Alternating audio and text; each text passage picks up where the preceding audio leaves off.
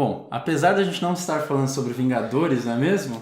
Estou aqui homenageando eles, só deixando aqui... Eu não. Então é isso, simbora. Quem liga pra Vingadores, não é mesmo?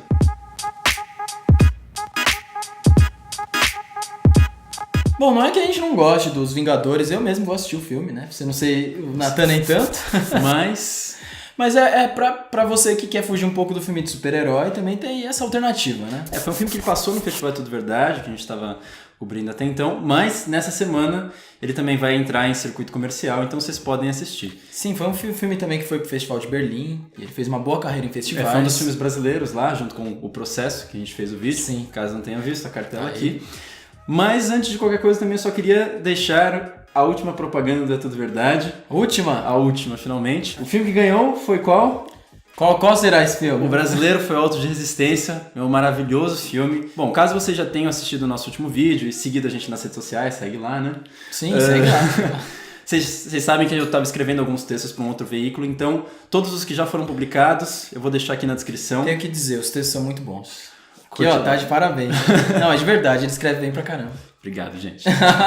Inclusive, o filme que a gente vai falar hoje, que é o Espagé, eu também já escrevi lá. Ele provavelmente já vai estar publicado quando o vídeo sair aqui no ar. Bom, basicamente, nesse filme a gente acompanha o dia a dia de um ex-pajé, que talvez há uns 20, 30 anos atrás exercia a função de pajé na aldeia, até que o branco chega e começa a doutrinar com a religião, com os costumes, tirando várias das marcas que eles tinham. E o que acontece é, em determinado momento, uma das pessoas dessa aldeia é picada por uma cobra, e depois de ninguém conseguir resolver por métodos religiosos ou pela medicina, o ex-pajé precisa voltar em cena e soltar o xamã que tinha medo. Um ponto bastante interessante do filme é que eu acho que ele acaba sendo um filme de transição. Porque ao mesmo tempo aí que ele fala sobre esses antigos costumes dos índios, ele também mostra que eles também se modernizaram, né, de certa forma. Não sei se isso é positivo ou negativo, mas você vê que eles mexem no celular, eles... Né, usam Hilux.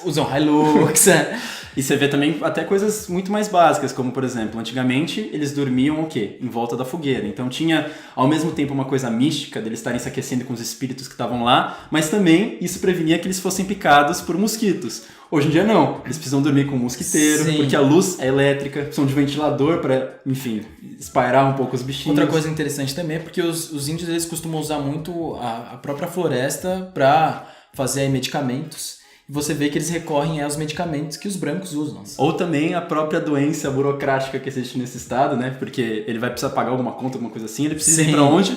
Para a Caixa Federal, porque agora ele tem que funcionar de acordo com o Estado também. Mas acho que também uma coisa que é interessante é que por mais que ele tenha que se redimir ao Estado de certa forma, ele ainda tem uma certa admiração pelo branco também.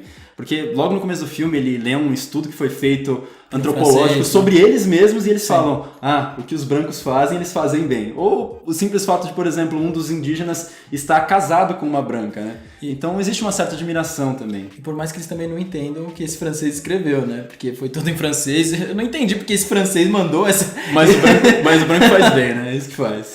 O que é também uma coisa que a gente vai comentar daqui a pouco, porque o filme é feito por um branco também, né? Sim, e é engraçado também porque tem muitas vezes que eles começam a contar sobre os casos místicos aí, que envolvem aí toda a aldeia, mas ao mesmo tempo também você vê eles cantando louvores da Igreja Católica, né? Exatamente, inclusive esse ex-pajé, a única função que sobra para ele depois que ele é destituído é ser zelador de uma igreja católica, o que é uma grande ironia, assim. Não que ele, de certa forma, admita isso, né? Porque ele sempre tá de costas para o culto que tá acontecendo, sempre olhando para as coisas que estão acontecendo na natureza, mas ainda assim ele é um zelador da igreja católica, né? Bom, mas para mim, apesar de todas essas questões de representatividade, eu acho um filme ruim. Me desculpe, Luiz Bolognese. Eu também concordo um pouco com você. Mas eu acho que o que principalmente trai o filme é uma necessidade dele ser esteticamente impecável. Então ter quadros sempre simétricos, pegando o indígena na posição mais clara possível. É claro que a gente sempre discute aqui que todo documentário tem o seu nível de manipulação e talvez uma coisa que aconteceria narrativamente não seria tão bem representada visualmente, então você precisa pedir para os seus atores ou para os seus personagens agirem da forma como você quer que apareça em tela. Engraçado que eu tive essa mesma percepção que você, porque parece até que é quase que um docudrama. Assim, Eu diria que até quase que uma ficção, né? E é um filme que fica ali meio no limbo, porque ele se assume como um documentário, mas ele me parece muito, de fato, uma ficção. ficção, assim. Ele não dá pra você falar que é um filme híbrido, porque o híbrido brinca com essa coisa, será que é ficção, será que é documentário? E isso instiga a gente a querer saber mais sobre os personagens e aquela narrativa.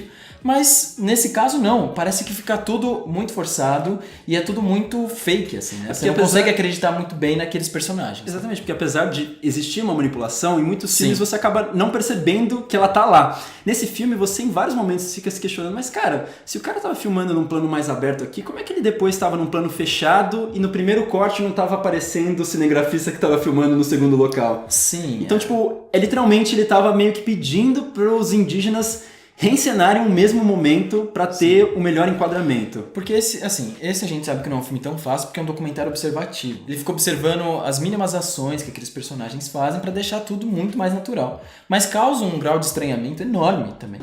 E é aí que pra mim essa questão do documentarista ser branco que pega pra mim. Porque de certa forma, o que a gente tá vendo aqui? É justamente esse pajé vivendo nos tempos atuais, tendo que retornar às origens dele, então de certa forma quebrar com esses paradigmas que o branco incutiu nessa nova sociedade. Só que o que acontece? Apesar dele estar quebrando meio que narrativamente, esteticamente ele ainda tá regrado pelos limites do quadro, pela simetria. Então, a sensação que eu tenho é que mais do que o diretor está pegando a ação por si só, ou justamente você falou do cinema observativo, a gente está pegando ele mais como um objeto de estudo, o que é problemático. Acho que tem toda essa questão da tradição do cinema etnográfico, que sempre ia lá, pegava o indígena muito mais para mostrar o excêntrico do que não era civilizado em contraste com o branco europeu, e sempre ia lá, pegava a informação que tinha e ia embora. Não mudava, ou se mudava para ponto negativo. Sim. E eu acho que esse efeito é meio contraditório. Sim, eu não acho que você tem que interferir no meio em que você vai filmar, ainda mais um documentário.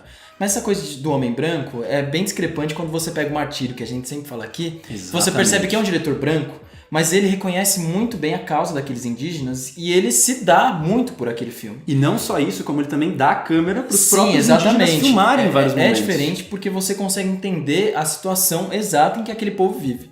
Nesse filme não, você percebe um distanciamento tão grande que a impressão que eu tenho é que o diretor não conseguiu entender aquele microcosmo ali onde ele está filmando. Eu acho que o maior problema disso, do distanciamento, é que às vezes você acaba tendo um olhar muito preconceituoso ou muito estereotipado sobre aquele assunto. E ao invés de você discutir ele, você só reforça certos preconceitos que a gente já tem como sociedade. Passando superficialmente pela coisa. Então, por isso que é importante quando a gente vai fazer um filme ou um documentário, a gente entender muito bem aquele meio, pra gente não parecer essa pessoa externa que chega nesse ambiente e não faz diferença nenhuma, nem para quem vai assistir, nem para aquelas pessoas que vivem naquele local, né? E exatamente isso, eu como jornalista, né, é uma coisa que sempre pega pra gente, porque a gente tá sempre buscando histórias, a gente pega as nossas fontes, extrai a história que a gente tem delas e deixa elas lá, às vezes não causa nenhum impacto, né? Que é justamente essa questão do cinema etnográfico.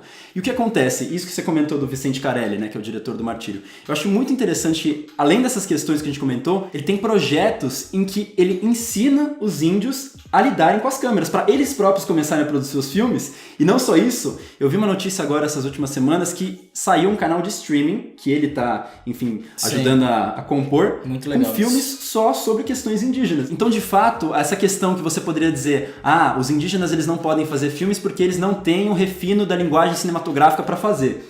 Agora não. Eu acho muito importante que os índios sejam retratados, porque a gente, por incrível que pareça, a gente não tem tantos filmes assim que falam dos indígenas, e quando tem, acaba caindo nesses pontos de vista aí que são, pra mim, de certa forma, equivocados. Não, e acho que isso que você comentou de ter poucos filmes, acho que é super importante, acho que por isso que também a gente deve deixar aqui na descrição esse canal de streaming, essas matérias e tudo mais, para que vocês possam conhecer também outras realidades contadas por eles mesmos. Que o cinema, pra mim, é uma ferramenta. Ele faz com que você aí tome conhecimento de alguns assuntos, ou só um pouquinho de algum outro assunto, e te crie curiosidade pra você entender, né? E procurar mais a respeito. Talvez exatamente, aquela palavrinha alteridade, né? Com Porque certeza. Você vive no seu mundo sempre, só que a partir de outras ferramentas, outras mídias, você consegue, por algumas horas, se transladar para a vida dessa pessoa. E uma coisa bem legal é que a equipe do filme do Martírio disponibilizou o filme para as pessoas assistirem até o mês de junho. Não tem desculpa aí para não assistir, tá? A gente vai deixar também o link aqui embaixo. E eu acho que também tem uma questão que é muito importante, que é uma coisa que a gente discutiu muito no processo, que é essa coisa do cinema como mobilizador político, né? Sim. Porque o Martírio, ele, além de retratar todas as causas dos indígenas, ele ainda assim levantava uma bandeira Sim. política, de todos os problemas que estavam acontecendo. Aqui parece que existe um antagonismo do branco, mas ele é sempre muito distante, como se ele Sim. nunca estivesse tangenciando de Exatamente. fato, uma coisa muito mais no místico. E parece muitas vezes que o cinegrafista é mais o antagonista nessa questão estética que a gente estava comentando do que próprio o branco padre que estava lá no meio. E por tudo isso, aquilo lá que eu falei lá no começo, dele sempre estar dando de costas pro padre, eu tenho... Dando de costas pro padre. Que frase sensacional. É um pornô brasileiro, eu não tô sabendo se assistiu outro filme. Ai, O meu Índio Deus. Padre. Nossa senhora. Eu quis dizer dando as costas. Seria uma forma de transgressão, ele tá sempre de costas pro padre. O que eu diria é o seguinte, ele tá de frente pra toda a equipe branca que filma o filme. Então, que nem você comentou, mais do que a gente celebrar as crenças desses indígenas, o que o filme acaba fazendo é mais mistificando essa cultura. Com certeza. De novo. A impressão que eu tenho, só falando um pouquinho de festival, é que esse filme ele foi até que bem recebido no Festival de Berlim. Esse filme ele só foi para lá porque ele tratava de questões indígenas, né? Bom, mais um festival concluído. Boa. Confiram lá as críticas em texto, assistam o processo caso não tenham assistido. Sim. E isso aí. E esse até filme... a próxima. E se você... só, né? É um golpe isso. Golpe, olha só. Ah, você vai comentar do golpe da última vez? Golpe. No último vídeo eu falei que foi golpe, tá? E o Premiere foi comunicado pelos agentes do governo Não deixaram eu falar golpe. e botaram um chiado ensurdecedor. Mas tá tudo certo. Tá bom? Pode fechar. Vai lá, fecha lá, Natan. Tchau. Tchau. Não, fecha direito então. Pode falar tchau, porque agora você ficou reclamando, fecha... Vamos fechar?